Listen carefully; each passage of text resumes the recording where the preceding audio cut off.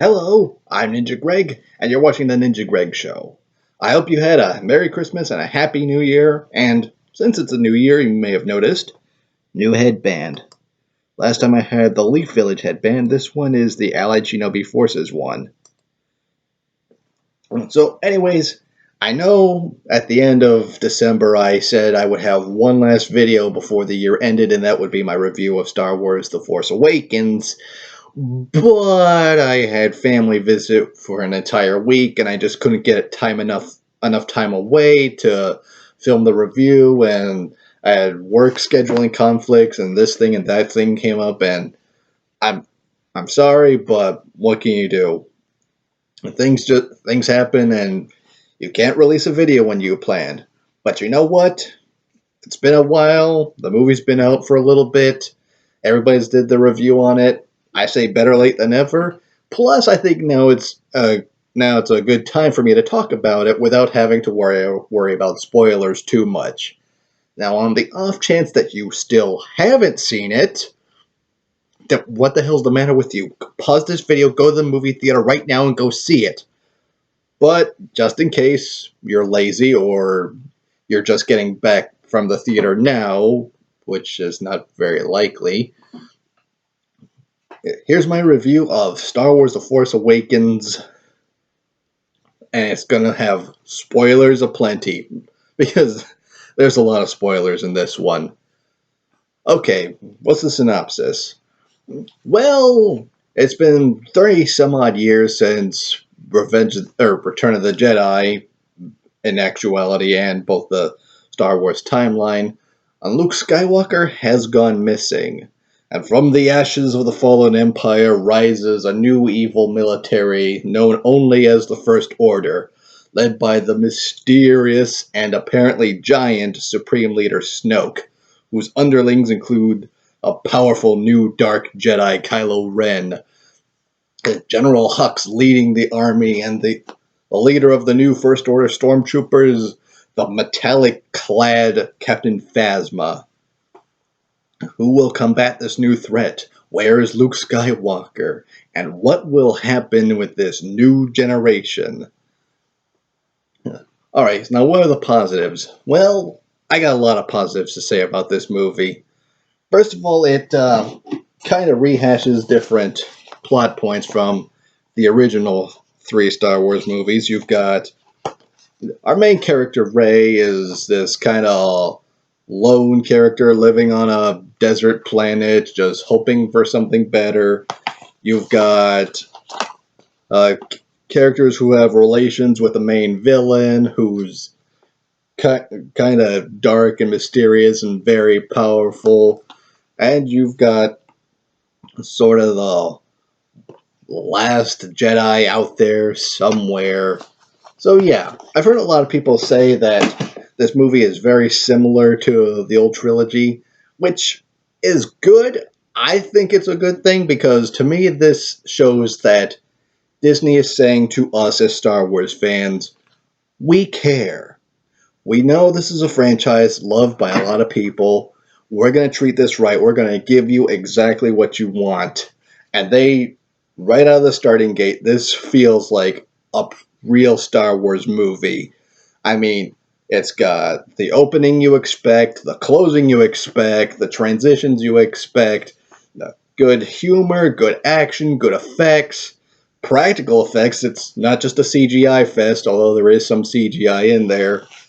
And yeah, they borrow a lot of plot points. But you know what? It's a good way to get people interested right out of the gate. Because now Star Wars is primed to go in a new direction because they've once again hooked their audience.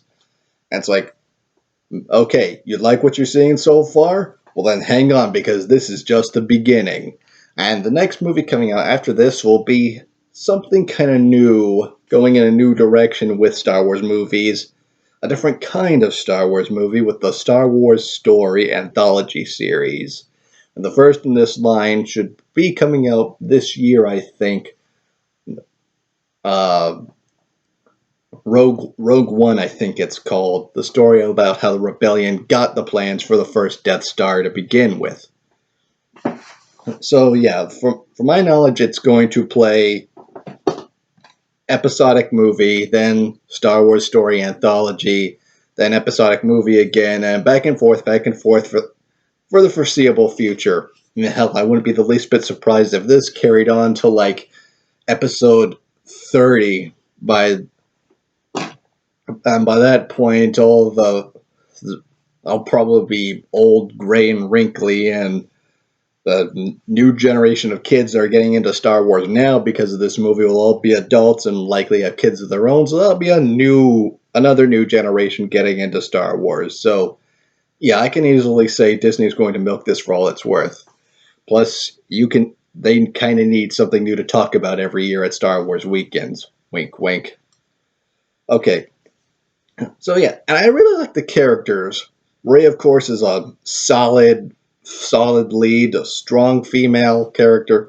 Well, I shouldn't say that. Just a strong character, as she's a capable fighter, a good pilot, good with tech. She's a pretty well-rounded character. I think even more so than Princess Leia, because while Princess Leia was definitely strong in her own right, she was definitely more designed to be a military leader, which she is, being a princess. That's what she's supposed to do. But Rey's a little bit more technical and practical, and I really like that. I also really like Poe Dameron. The guy is cool. He's a good pilot, and I really like the bromance him and Finn kind of have in the beginning. Like, hey, what's your name? Oh, it's FZen246810. He's like, no, screw that. I'm gonna call you something else. FN. Okay, Finn.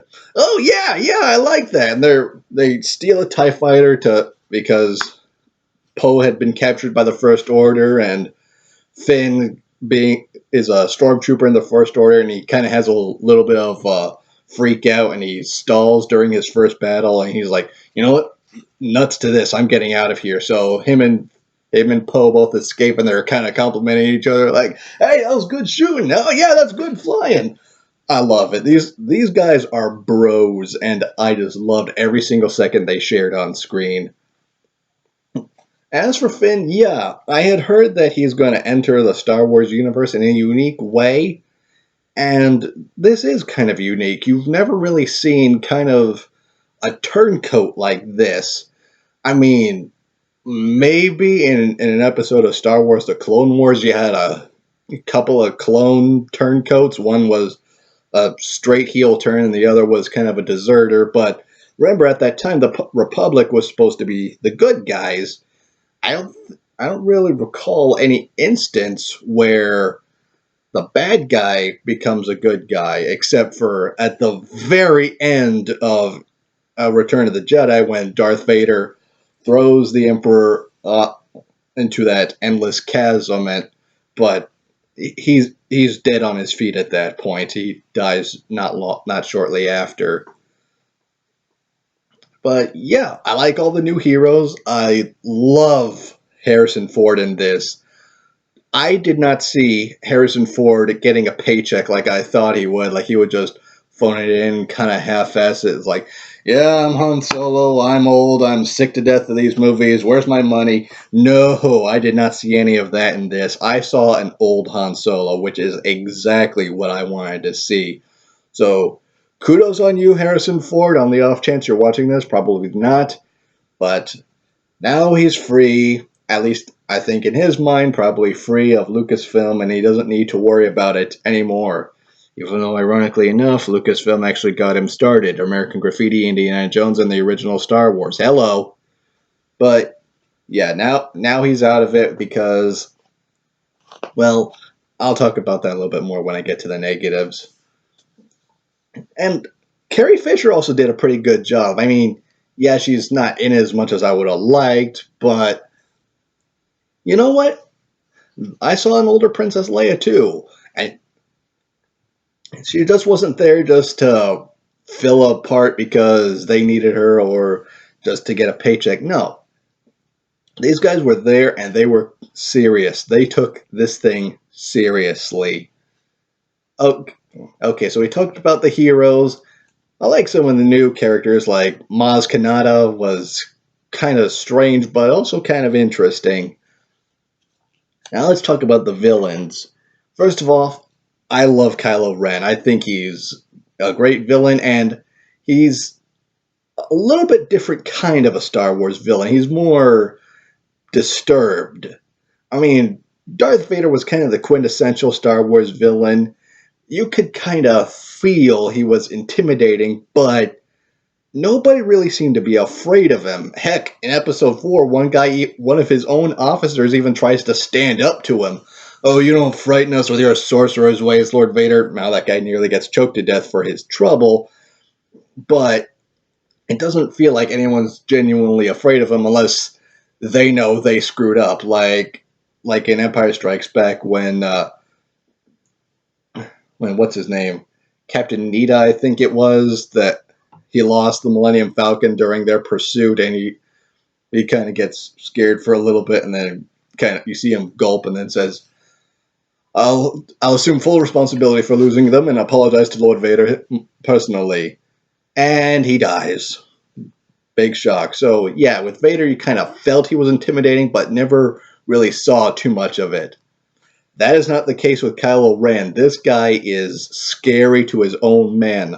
One guy has to go and give him a bad report, and he's quaking in his boots at the very thought of it. This guy was probably on the verge of peeing his pants. And not helped by the fact that halfway through his report, Ren has this little tantrum like, "Ah!" Continue. And this guy's still quaking. And then a little bit later in the movie, Ren has another outburst when Rey escapes. And of course, the thing that got a big chuckle from the audience was a couple of stormtroopers walking down the hall to where Ren was. They hear him having his freak out, and then they turn around like, "No, I'm out of here." But yeah, I really like that, and I like General Hux.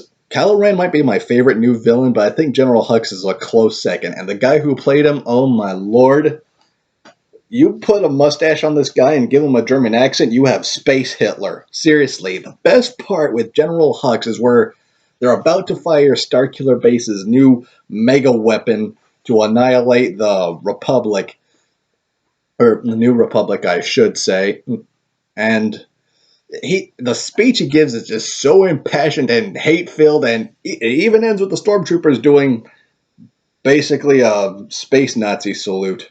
Okay, granted, it's not this; it's a straight up fist in the air, but still, I it was just so I just ate up every second of it.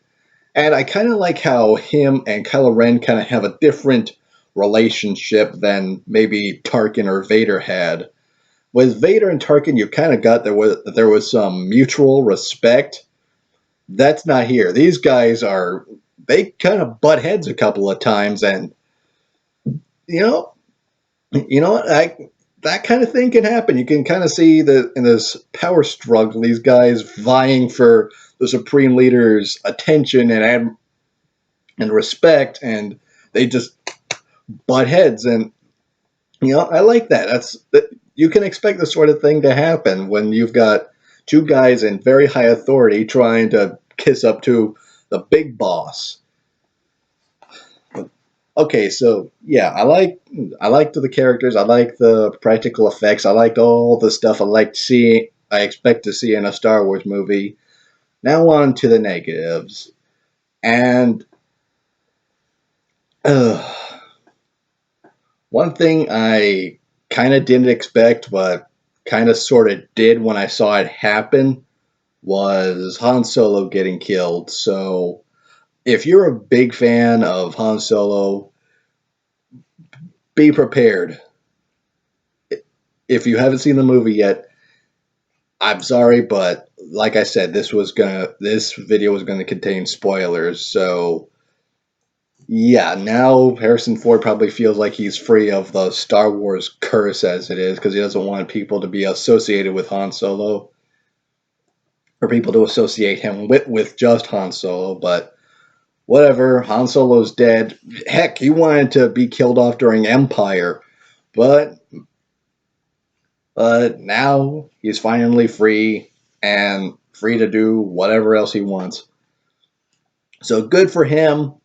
And one villain I was expecting to like more than I did was Captain Phasma. She kind of disappointed me because, first of all, for the first time, you had a woman as part of your a major part of the villain's military.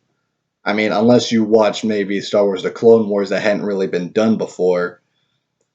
And she had a cool design with her all metallic armor and the cape, but she didn't really do much of anything. Didn't really said only a handful of lines and just kind of walked around with her gun in her hand. But I think she might be kind of a character, kind of like Darth Maul or Boba Fett, in the sense that yeah, they look cool, but when they're not on screen, it's nothing too spectacular. But yeah, I'm sorry. I really wanted to like her, but there just wasn't enough of her to get invested in. Maybe later on the line, because her fate's kind of uncertain. But yeah, there could have been done with more with done. There could have been more done with her. I felt, and even though I said that this movie has everything you expect from a Star Wars film and really feels like a Star Wars film, which is more than some people can say about the prequels. I like the prequels. I know a lot of people don't, and I can see why they don't, but that's neither here nor there. We're here talking about the new movie. Anyways, uh, there was one element missing from this movie that has been present in every Star Wars movie except this one. And on the off chance that he's watching this, J.J. Abrams, you say you're a big Star Wars fan. You've followed this ever since you were a kid. You make this Star Wars movie. You are given the opportunity to make a Star Wars movie the way you've always wanted to. You include everything, the opening, the transitions, the ending, everything that makes a Star Wars movie great, and no Wilhelm scream. You know what? Deal breaker. That's it. Star Wars is dead. Goodbye. See you later. Okay, no, not really. Not really.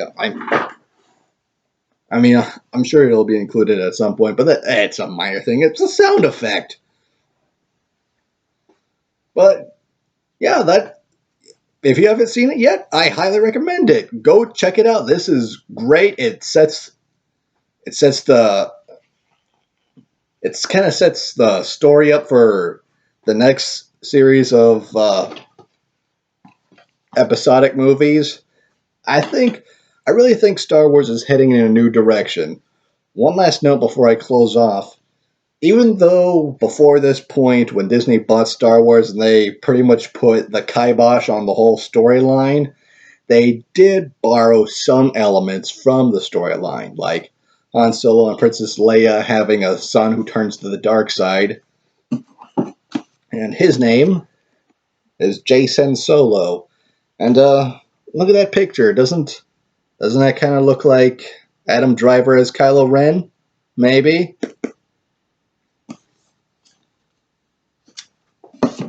And his name isn't Jason, it's Ben Solo, and Ben was actually the name of Luke Skywalker's son. So that's another element. The New Republic was another element. It's the storyline that takes place after the whole Empire storyline because Princess Leia reestablishes the New Republic.